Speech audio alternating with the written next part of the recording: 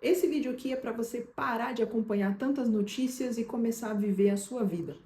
Hoje a gente tem acesso a uma quantidade absurda de conteúdos em tempo real, mas não necessariamente esses conteúdos são bons conteúdos ou têm algum tipo de valor. Na maior parte do tempo são tragédias, situações que você não pode mudar ou injustiças, e tudo isso nos deixa muito irritados, desanimados e ansiosos. Causa uma sensação de que o mundo é um lugar horrível e muito perigoso e de que as pessoas são ruins e que nada vai dar certo. E existe até um termo para isso, tá? Chama-se Mean World Syndrome, ou Síndrome do Mundo Mal, no português. Um fenômeno onde você só consegue ver o mundo sob uma ótica fatalista e hostil.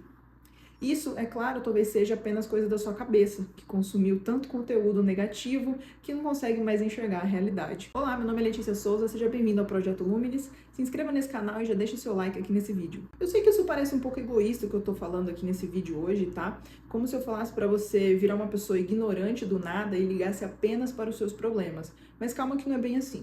Quando estamos expostos a uma situação e passamos muito tempo dentro dela, a tendência é que a gente enxergue as coisas ao nosso redor a partir desse lugar.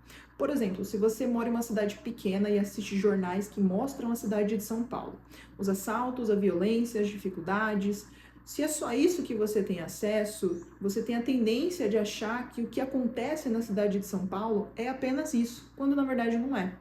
Bom, tem sim alguns lugares perigosos, mas não é a regra, tá? Essa sensação é o que o pesquisador e teórico da comunicação George Gerbner chamou lá em 1970 de Mean World Syndrome, ou no português, Síndrome do Mundo Mal. O pesquisador criou esse termo a partir de um estudo, de uma teoria chamada Teoria do Cultivo, Cultivation Theory.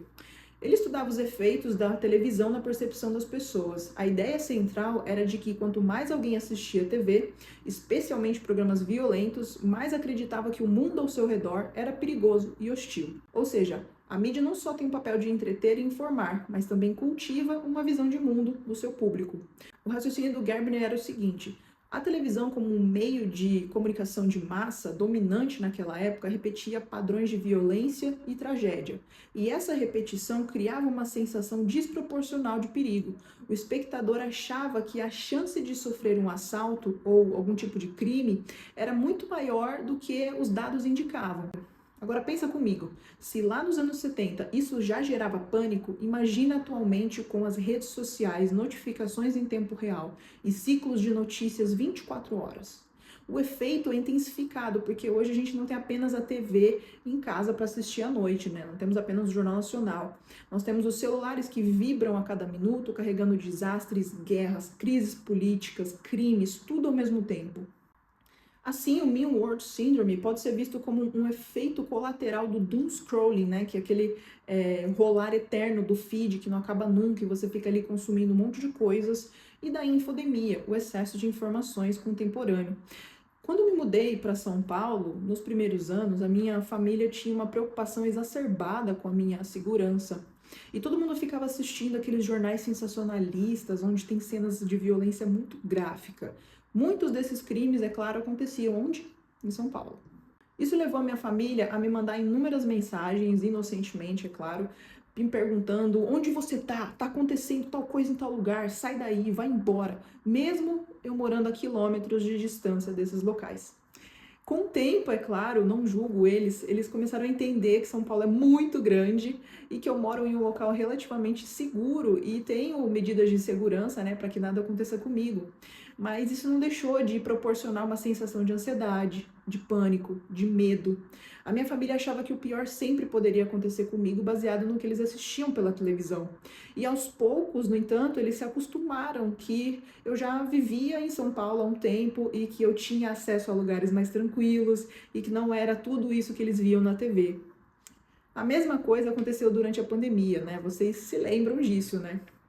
A gente ficou grudado nos nossos celulares, com a TV ligada o dia todo, esperando algum pronunciamento, esperando o Drauzio falar na TV, esperando o cara da ONU falar na TV, sempre nos atualizando ali das notícias sobre o vírus.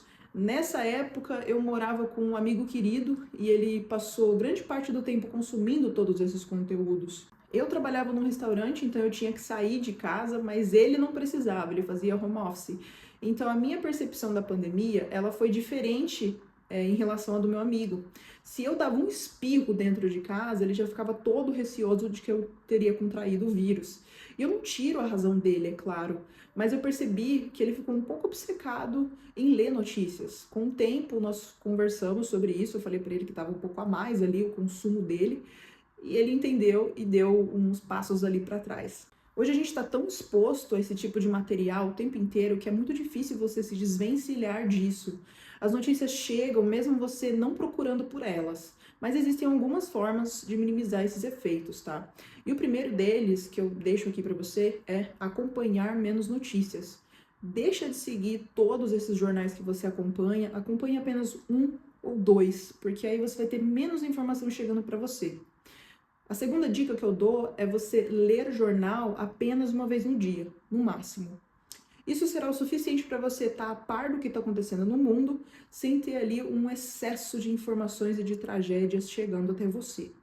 E a terceira dica que eu dou, talvez seja mais difícil, é você entender que você não vai salvar o mundo.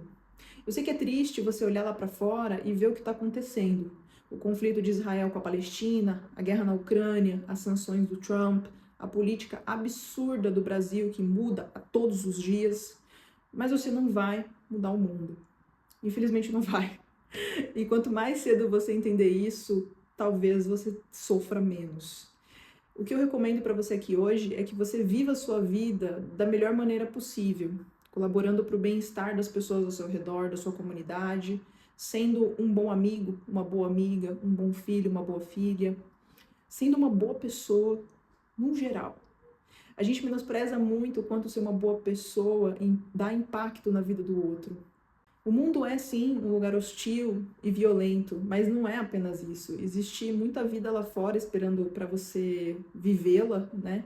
E se você deixar essa síndrome do mundo mal te vencer e te corroer por dentro, acabar com a sua saúde mental, você vai desperdiçar momentos ou histórias incríveis que não foram nem criadas. Então eu te peço aqui, tá?